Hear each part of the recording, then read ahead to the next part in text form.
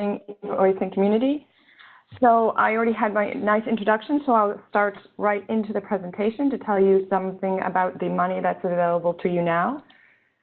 For those of you who don't know us, we are the agency of the Commission who is responsible for managing, as you see, various funding programs here, but also in the interest of everyone today in the CEF Telecom program. So if your proposal, if you apply for the call and you'll be selected for funding, you will be working with INEA for the project management follow-up. So just to highlight now the e-invoicing call, like Ines said, the call was just launched on the 28th of June. As you see here, it's part of a group. It's been a very busy year of CEF Telecom calls. You can see that we have other funding opportunities available, which you, the e-invoicing community might also be interested in, because we also have an open call for the 2017-2 set of calls. But as you see for e-invoicing, our launch date was the 28th of June. Our deadline is the 28th of November. So we specifically plan to open the call before the summer months. So in between your summer holidays, you can get a jump start and prepare your applications. So we talked about the launch and deadline. So who can apply for this call? Basically, this year we have a minimum of 2 private or public entities from one or more several member states which can apply. So if you have applied to previous calls, we've had a larger consortium requirements over the last 2 e-invoicing calls, but this year we just have a minimum of 2 public or private entities. So hopefully that will make it easier for you to join forces for your proposals. The budget of the call is 10 million euros. We will co-finance 75% of the eligible costs of your proposed action. And the indicative duration, what we're looking at in terms of these projects, is 12 months. So for the scope of the call, we have 2 main objectives that your proposal must address. So objective 1 is the uptake of the e-invoicing solutions compliant with the European norm and its deliverables by public entities.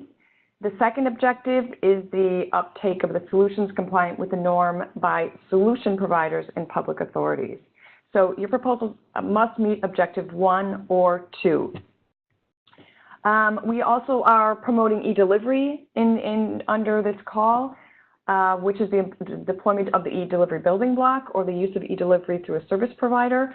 Please note, however, if you would like to promote e-delivery, it has to be in conjunction with objective 1 or 2. It can't be a standalone e-delivery proposal. We have an open call for e-delivery, so if you are more e-delivery focused, then please look at that call.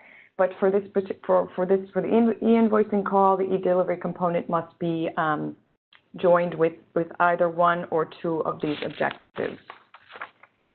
So in terms of what we're looking at for the outcomes of the call, what we're trying to, our money is trying to go to increasing the uptake and the use of e-invoicing by public authorities, especially at the regional and local level, and obviously meeting the requirements of the e-invoicing directive. And we also are really aiming to support service providers to make their solutions compliant with the requirements of the e-invoicing directive. So this is what we're really aiming at in terms of the outcomes of these grants. I would just like to highlight here some of the experiences we've had with the past e-invoicing calls. We had the first call back in 2015. There, the objective was also to increase the use of e-invoicing by the supporting authorities, again, at the regional and local levels. Please note that when this call was launched, it wasn't certain when the standard was going to be ready. So really that's why the focus in 2015 was on the uptake. As you see here, the call actually was undersubscribed, so we, for some reason, did not receive so many proposals in terms of the budget we had available. But the call we had 13 member states which were involved in the 2015 proposal. As you see here, it was a mix between public and private sector. When we say member states, we really mean ministries of member states, but you can see it's almost, it's majority of public sector, but there is a large private sector component, especially for CEF call.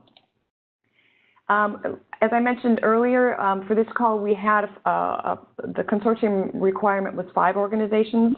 So here we would just like to highlight that you can see more or less the average size of the consortium for this call was about 6 members.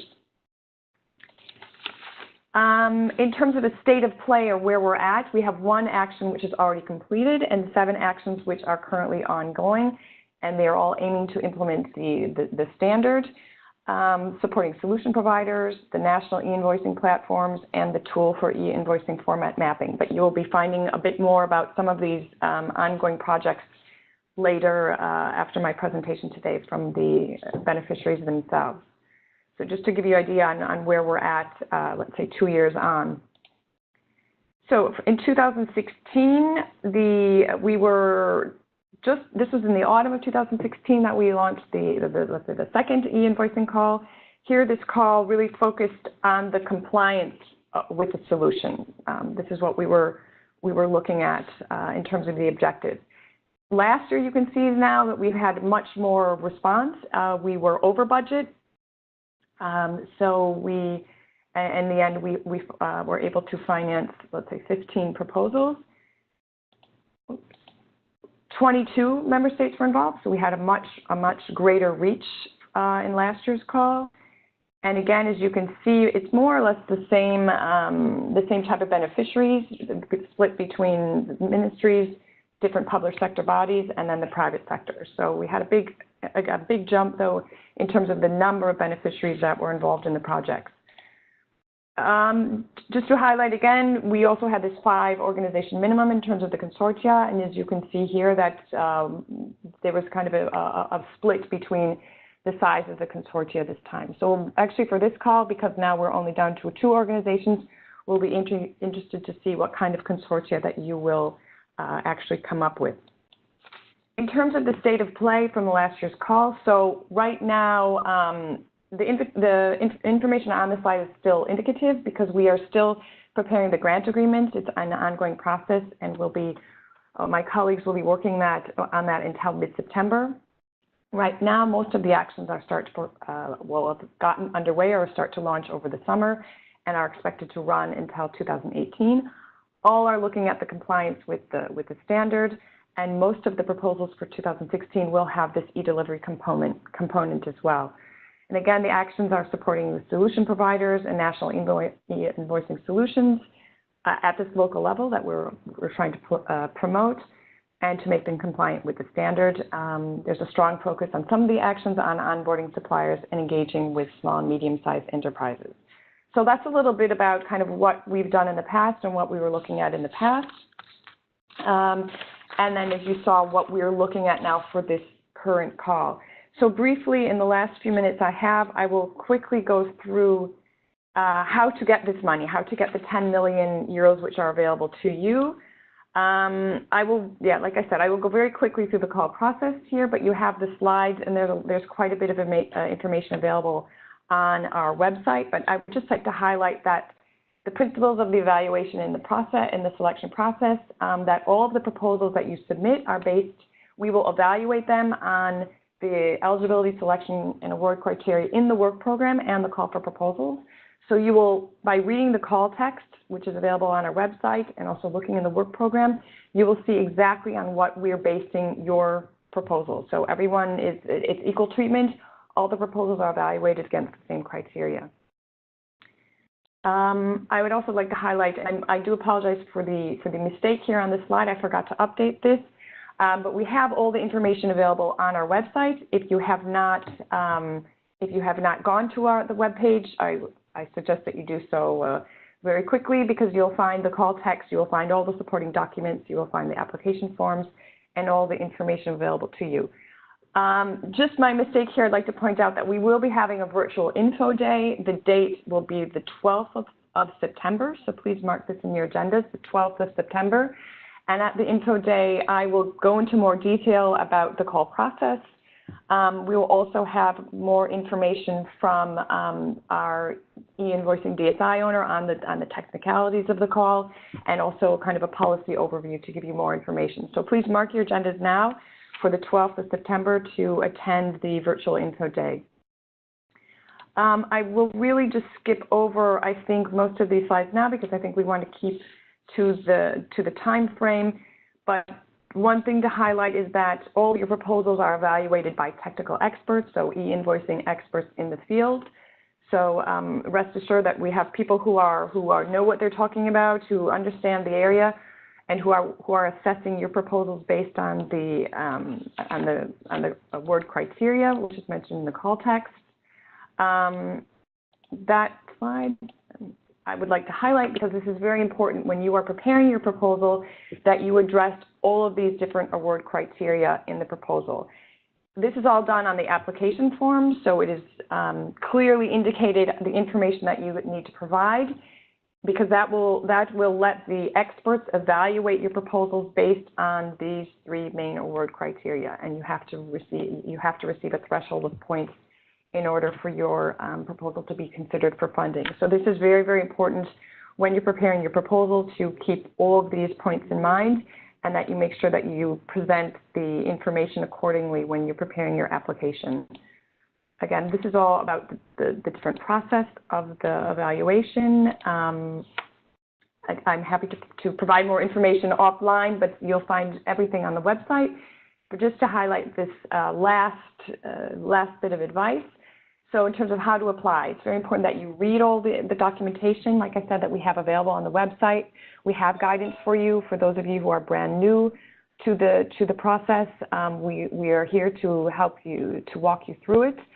And it's also very important before you would rush in to start preparing the application, is really to reflect on the objectives and what we're looking for in the call. To look at the requirements and to see if your proposed action really fits the bill, let's say, if it fits the objectives of what we're looking at in terms of our grants. And also one thing to remember that to make a successful application does take some time and effort that we're not going to lie about, but we do have guidance available for you. And also, yes, we're here to help and in any way. So again, key dates to remember: 12th of September is the virtual info day. Don't lose sight of that 28th of November deadline because it will sneak up on us very quickly. And I will see if there's any other questions, or you can contact, I'll leave the slide here, the help desk, as you see here, for any questions that you would have relating to the call. Thank you very much.